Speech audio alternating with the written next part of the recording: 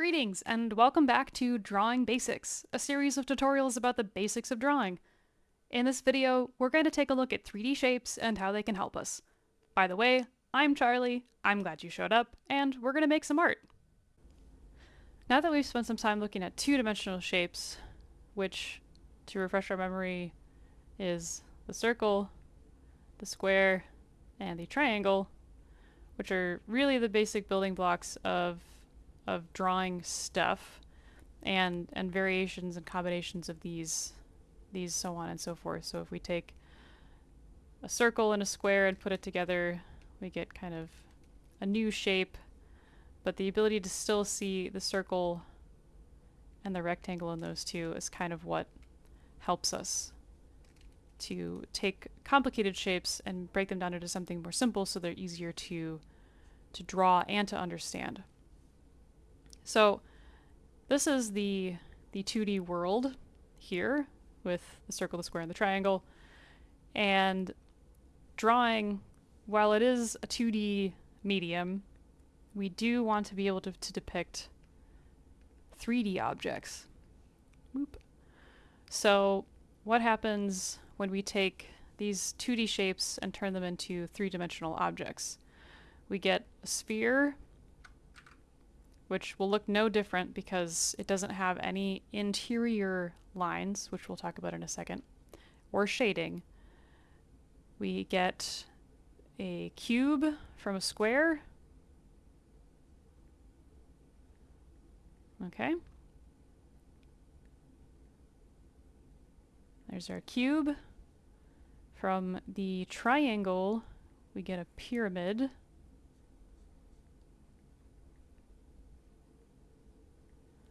And then we have some bonus shapes.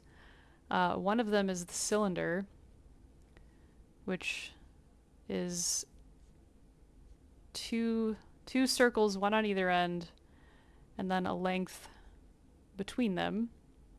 I'm going to draw this dotted line just to show the other side of that. So two circles and then in between them.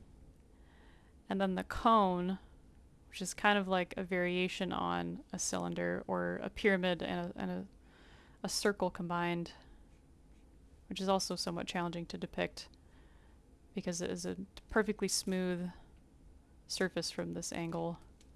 But I'll add this dotted line back in. Okay, so we went from 3 objects that we're looking for, sort of, to now 5 objects, more or less. But, you know, the sphere is essentially the same. In our case, as we're just looking for shapes, we're not worrying about shading or anything like that. The cube is just different squares together, 1 side, 2 side, 3 side, and then of course there's 6 sides total. The pyramid is the same, there's triangles, and then there's a square on the bottom. Draw those little dashes in there. And then the cylinders you can see, and then the cone. So in order to take ourselves from very two-dimensional drawings to three-dimensional drawings, we've got to be able to see the boundaries of objects, kind of where they end, and then we can make them look three-dimensional by adding more information to them. So if we just look at the outline of this cube by itself, it kind of just looks like a funky diamond shape. So this is a cube, but without any added information or shading or anything like that, we can't really tell that it's a cube. And we solve that, one way of solving that is by adding more visual information, which is adding some internal lines here. And you can do the same thing for the cube and the cylinder and the cone and stuff, and just not so much the sphere, because the sphere is perfectly round in this instance, unless we drew like stripes around it like that. But we'll get to distinguishing between these two at another time. So, why is it important that we are able to use not just these 2D shapes, but also these 3D shapes when we're drawing? Well, in addition to just making things look three-dimensional, we are kind of working our way towards adding value shading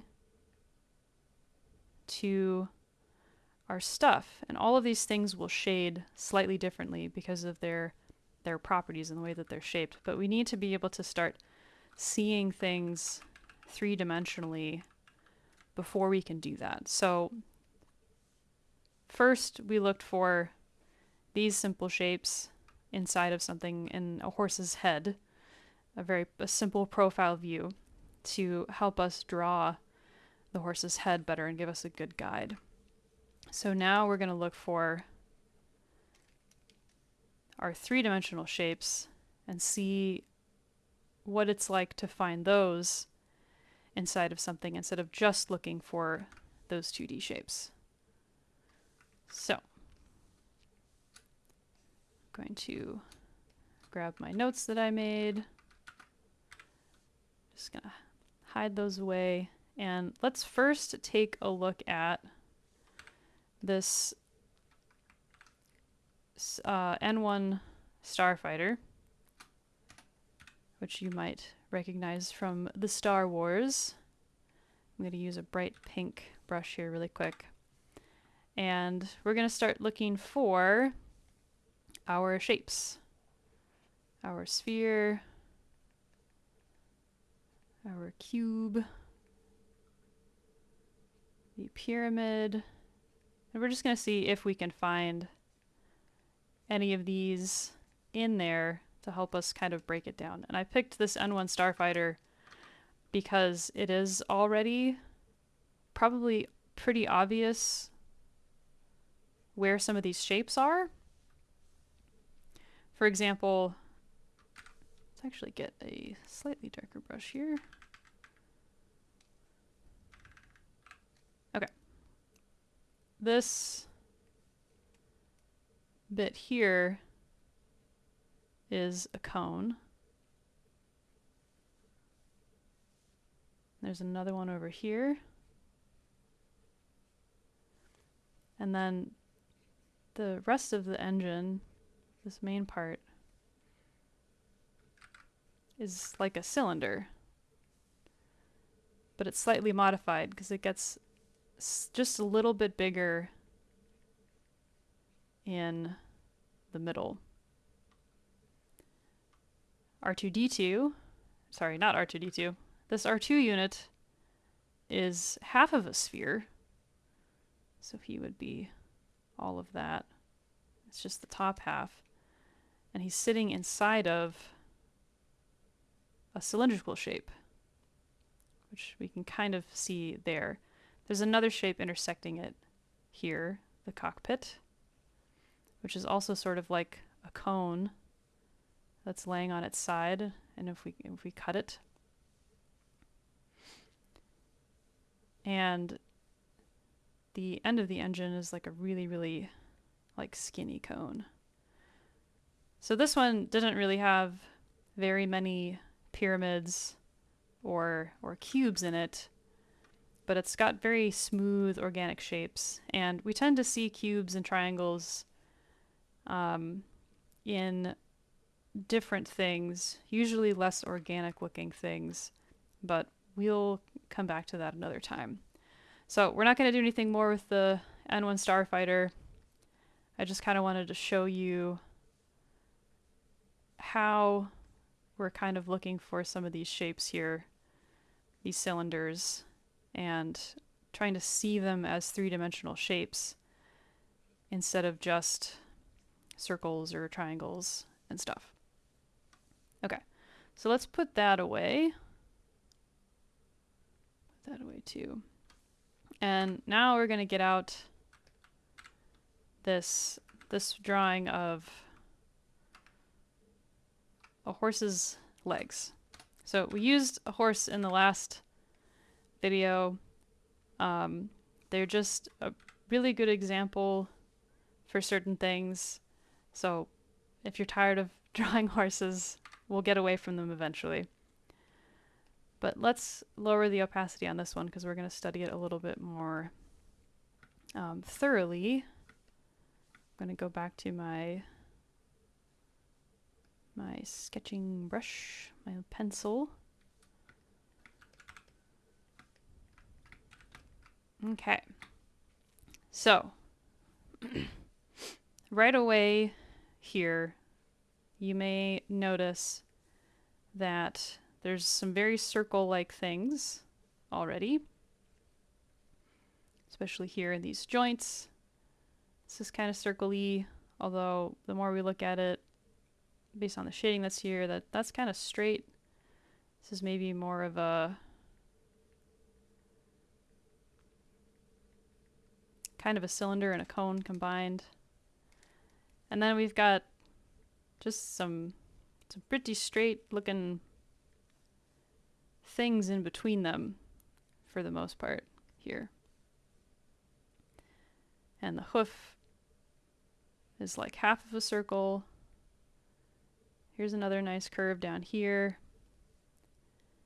This kind of looks like a cone meeting another cone to some extent, and so on and so forth. Okay, so let's try. Running out of space here.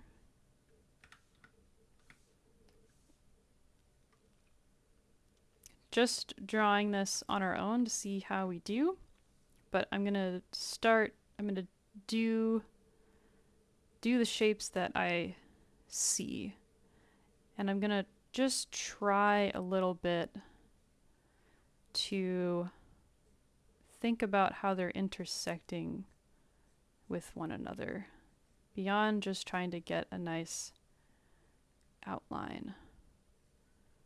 So I see a cone there, there's another cone there. The hoof, I guess, is also kind of like a cone. Kind of some upside down cones stacked on top of each other. And then there's the rest of the upper leg. And this part up top is pretty round, kind of like the cockpit of the N-1 Starfighter a bit maybe, and then I feel like I see kind of a central column in there. And then there's some more stuff going on right there, maybe kind of a half shape. I also see a triangle right there and kind of like an armpit, I guess. Okay, so we did that pretty quick. It's probably not going to be super accurate, but that's still not bad. I got the angle of the upper arm and stuff is wonky, but let's look at these two are in a pretty good spot. That's in a pretty good spot. And even the hoof is kind of looking pretty good. So maybe we'll get rid of that really quick. Maybe we'll just focus on the bottom of the leg here. Okay, so we see the sphere. We see the sphere here. We see the sphere there. We see the column there. Column, cylinder. And let's refine just kind of the outline of what we have of the legs so far. Okay, so I'm going to start at the hoof here. I'm looking back and forth between what I'm doing and the hoof. And the curve I have on my cone here is too sharp, so I'm going to shallow it out a little bit. And then I see kind of a little lip there.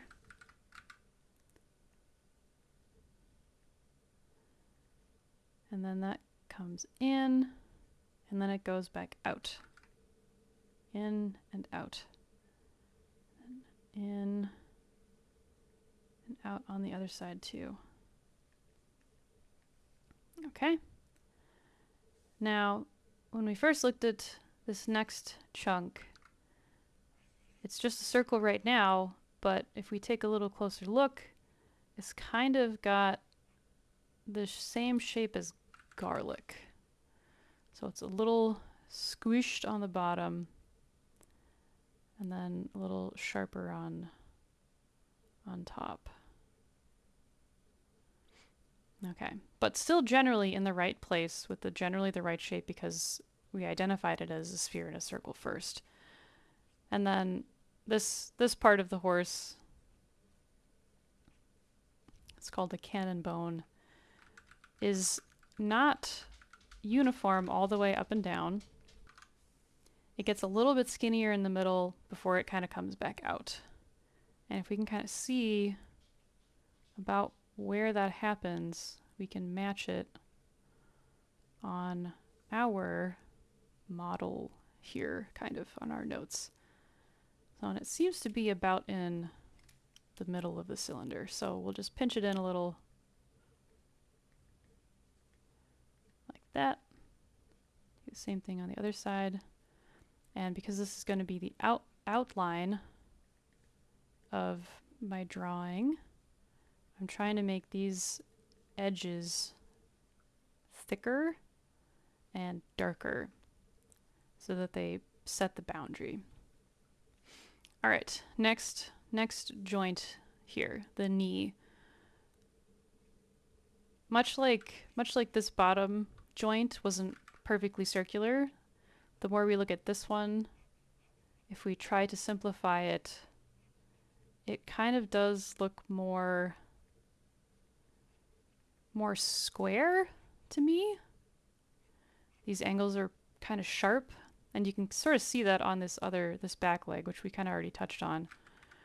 So we're starting with a circle because this does have some spherical qualities to it. But now, instead of just leaving it as a circle, we can take that kind of information and modify it from there. So it's kind of flat over here. It's going to be taller than it is wide, it looks like. We can even fit this whole thing inside of a rectangle there. Okay. Do that. This other side, there's a nice little divot right there. Pay attention to that. Then we've got kind of a straight edge. And then that maybe comes down a tad further than what we had. Okay, so let's, now that we've done that, figure out what else is attached to that layer really quick. Okay, there we go. Go ahead and drag this over and see how that looks. And that's pretty good. Our outline matches the actual horse leg much better. We can see some areas where we need to tweak stuff. But for the most part, thinking about those spheres, those cylinders, and the cones and their relationships to one another got us a lot farther. Other reason why thinking about this in terms of spheres and cylinders and all that good stuff is helpful is it can help us place internal lines that can make this look more three-dimensional. Okay, so I'm going to brighten up, increase the opacity on this horse image really quick so that it's a little easier to see this stuff. But we can see, let's try this blue color. If we look at this part, this lower joint here, we can kind of see that there's sort of like a little cylinder inside of this other shape that's kind of attached to the leg joint based on the highlights that we're seeing there. And we can also see that maybe there's kind of another shape in here as that fur changes direction, or maybe there's another intersection of things. Here on the cannon bone, this one is a little more difficult to see, but there's kind of a highlight here, and then maybe an interior line there that defines some stuff. And on this knee joint, it's a little harder to see, but it seems like the cylinder meets it, intersects it there, and then there's other stuff around it. There seems to be kind of an edge right there, and then it looks like there's a little more stuff up there. Okay, so let's translate those into our drawing here by adding in some of those details, but we're going to use a thinner line so that we're not competing with the outline that we made. And I'm just going to get rid of some of these other lines that we made. Not because they're not helpful, but because they're going to obscure what we're working on. Okay, so we got that there. That's kind of where two things intersect. We talked about seeing this other little teeny tiny column here.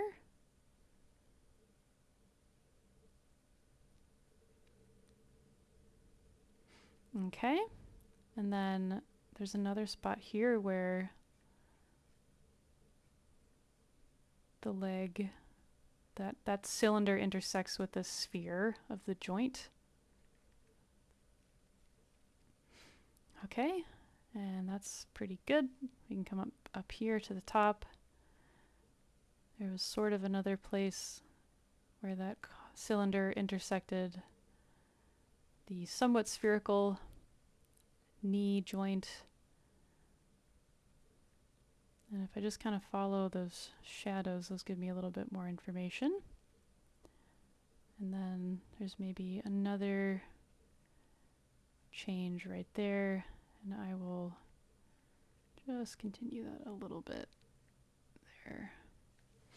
Okay, so now we have more visual information inside of this, and it looks more three-dimensional than it would otherwise, and this also prepares us much better for shading.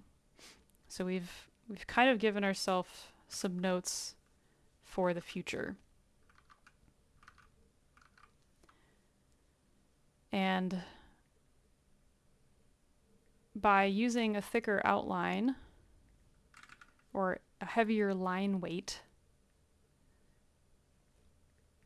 we give ourselves a good guide for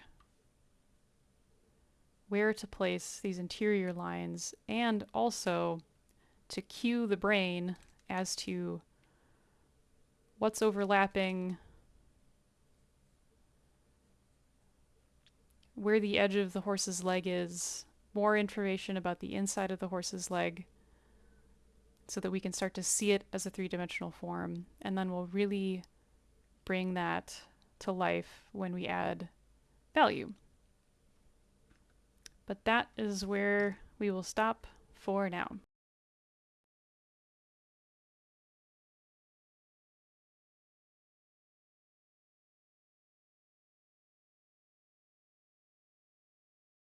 And we made it! Now you know how thinking in 3 dimensions can help us in the 2-dimensional world of drawing. We have more to learn, and we'll tackle it one simple thing at a time. If you have any questions or suggestions, leave a comment below. I hope this was helpful, and thank you for watching.